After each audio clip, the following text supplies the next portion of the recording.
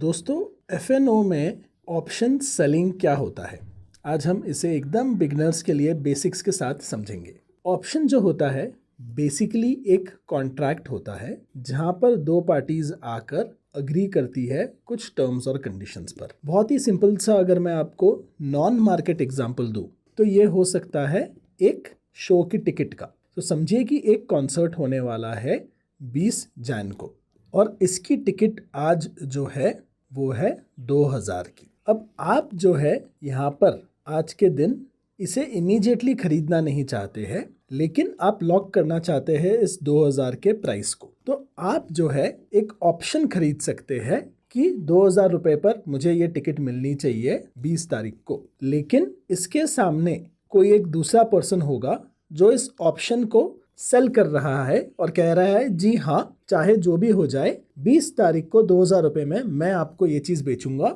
भले ही मार्केट में उसकी प्राइस जो है 20,000 चल रही हो। अब इस ऑप्शन को जो है आपको खरीदने के लिए इन सेलर को कुछ पैसे देने होंगे जिसे कहते हैं प्रीमियम। तो समझिए कि आपने 200 रुपए दे दिए, तो आपने 200 रुपए दिए हैं इस राइट को खरीदने के लिए कि चाहे मार्केट प्राइस कुछ भी चल रहा हो, आप 2000 रुपए में जो है ये टिकट इनसे खरीद सकते हो। तो यहाँ पे आप कह सकते हो ए और बी दो पार्टी है, बी कह रही है जी हाँ, ये 200 रुपए मैंने ले लिए एज प्रीमियम और मैं ये अश्योर करता हूँ कि मार्केट प्राइस जो भी चल रहा होगा मैं आपको 2000 रुपए में ये टिकट बेचूंगा 20 तारीख को। अब अगर 20 तारीख को इस टिकट का प्राइस जो है वो नीचे गिर गया और समझिए टिकट का प्राइस 1800 हो गया क्योंकि डिमांड कम है, तो आप ऑफ कोर्स ये बाय करने नहीं जाएंगे। तो ये 200 रुपए जो है, सो ये 200 रुपए जो है पूरे जो हमारे बी सेलर है उसका प्रीमियम का प्रॉफिट हो गया। लेकिन अगर दाम बढ़कर 2400 रुपए हो गए और आपने कहा अब दो मुझे 2000 रुपए में, तो जो हमारे सेलर है उन्होंने लिए तो थे 200, देने पड़ेंगे 400 क्योंकि उन्हें आपको टिकट जो है 2400 में मार्केट से खरीद के देनी पड़ेगी 2000 रुपए में। तो बेसिकली ये होता है ऑप्शन सेलिंग, जहां पर आप अश्योर कर रहे हो आप कोई भी चीज एक गिवन प्राइस पे या तो बाय करोगे या सेल करोगे। फॉर श्योर आप गारंटी कर रहे हो कि हाँ, एक सर्टेन प्राइस पे मैं किसी एसेट को खरीदने के लिए तैयार हूं या बेचने के लिए तैयार हूं और उसके बदले में आप एक प्रीमियम एक्सेप्ट कर रहे हो। एक तरह से ऑप्शन सेलिंग जो है ऑप्शन बाइंग का एग्जैक्ट ऑपोजिट है, क्योंकि हर कॉन्ट्रैक्ट जो बाय होता है उसके सामने कोई उस प्रीमियम को लेके उसे सेल कर रहा होता है। अब इसका हम जो है लाइव मार्केट में भी एग्जांपल देखते हैं। तो मैंने धन का एक ऑप्शन ट्रेडर ऐप है जहां पर ऑप्शन ट्रेडिंग होती है, तो धन में मैंने अपना अकाउंट बनाया है और इनका ऑप्शन ट्रेडर ऐप यहाँ ओपन कर लिया है। इस ऐप में आने के बाद यहाँ पर मैं अपने वॉच लिस्ट में आ जाता हूँ। अब यहाँ पर जो है हम निफ्टी 50 का एग्जाम्पल ले रहे हैं। निफ्टी 50 जो है वो यहाँ पर आप देख सकते हैं करेंटली 23,740 के आसपास चल रहा है। अब यहाँ पर इसके कई सारे कॉल और पुट मैंने ऐड किए हैं जिसके एग्जाम्पल से हम ऑप्शन सेलिंग प्रैक्टिकली समझेंगे। उससे पहले आप 2-3 कंसेप्ट जो है समझ लीजिए। ये जो निफ्टी का करंट प्राइस चल रहा है इसे कहते हैं स्पॉट प्राइस, जो अभी इस वक्त प्राइस चल रहा है। इसके अलावा ये जो आप देख रहे हैं अलग अलग जो हमने यहाँ पर ऑप्शन कॉन्ट्रैक्ट्स को लोड किया है, इन ऑप्शन कॉन्ट्रैक्ट्स पर जो प्राइस लिखा है इन्हें कहते हैं स्ट्राइक प्राइस। आप इस प्राइस पर बाय या सेल करने का प्रॉमिस कर रहे हैं एक तरह से, तो ये हुआ स्ट्राइक प्राइस। और यहाँ पर ये जो डेट है 26 दिसंबर का, ये होता है एक्सपायरी। जैसे मैंने आपको बताया था कि कॉन्सर्ट का एक डेट है, किस तारीख को ये कॉन्सर्ट होने वाला है, उसी तरह ये जो 26 दिसंबर है ये कॉन्ट्रैक्ट जो है 26 दिसंबर को एक्सपायर हो जाएगा। तो 26 दिसंबर जो है हमारी एक्सपायरी डेट हो जाती है।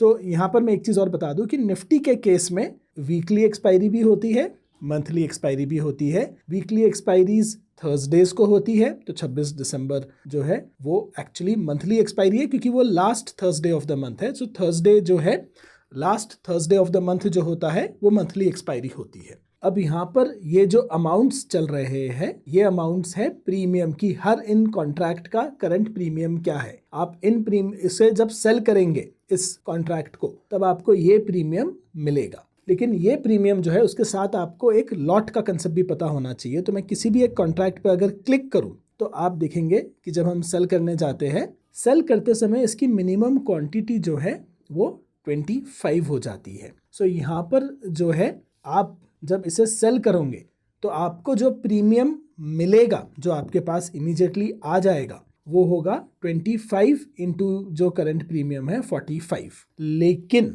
यहाँ पर आपकी margin requirement on the higher side है। ये मार्जिन इतनी ज़्यादा क्यों है ऑप्शन बाइंग के कंपैरिजन में, इसे भी हम 1 मिनट में समझेंगे। पर ये आपने बेसिक कंसेप्ट्स को एक बार समझ लिया। अब आप बहुत सिंपली समझिए कि ये कॉल और पुट क्या होता है ऑप्शन सेलिंग में।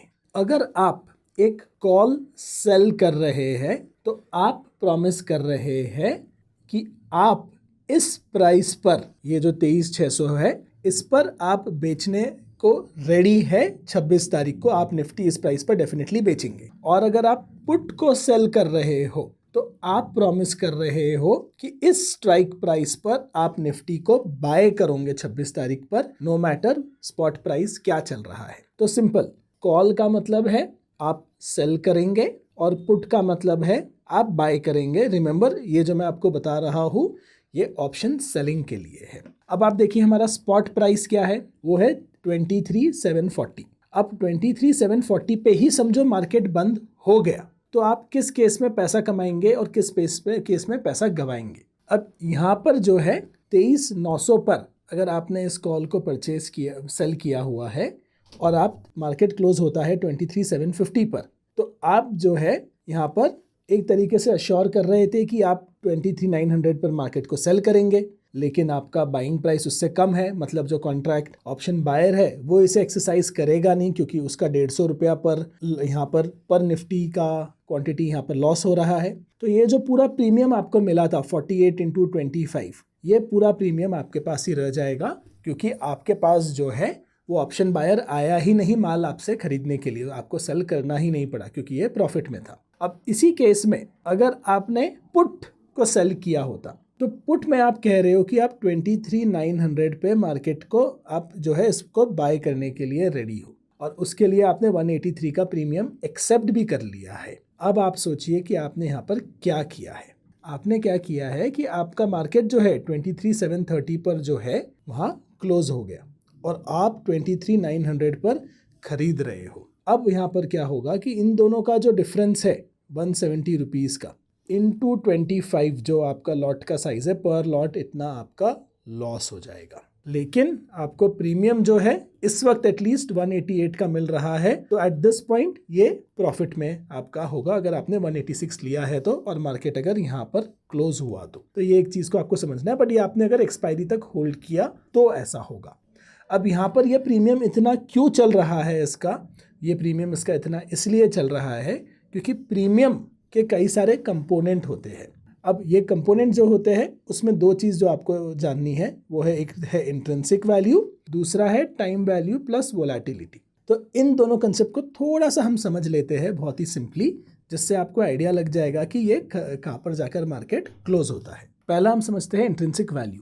किसी भी कॉल में इंट्रिंसिक वैल्यू तब होता है जब अंडरलाइंग एसेट जो है, इस केस में निफ्टी 50, उसका स्पॉट प्राइस जो है आपके स्ट्राइक प्राइस से ज़्यादा होता है। ऐसा क्यों हो रहा है? ये इसलिए हो रहा है कि आप ये जो कॉल है इसका दाम जो है 23,600 है, लेकिन इसका प्राइस जो है ऑलरेडी 23,740 है। मतलब यहाँ पे 140 रुपीज़ का इंट्रिंसिक वैल्यू इस कॉल पर चल रहा है। तो अगर आपने यहाँ पर इस कॉल को अगर बेचा है तो ये बात समझ लीजिए कि सीधा 140 रुपीज़ जो है आप लॉस में चल रहे हो, क्योंकि 23,750 रुपये की चीज़ आप 23,600 में बेचने का प्रॉमिस कर रहे हो। तो इसमें इस वक्त 140 रुपये का इंट्रिंसिक वैल्यू है, लेकिन इसका प्रीमियम 200 रुपया इसलिए चल रहा है क्योंकि इस इंट्रिंसिक वैल्यू के ऊपर एक टाइम वैल्यू, क्योंकि अब 26 तारीख थोड़ा सा दूर है, 3 दिन और है, और एक वोलेटिलिटी का भी फैक्टर चल रहा है, जिसके वजह से इसका प्रीमियम शॉर्ट टर्म में यहाँ जा सकता है।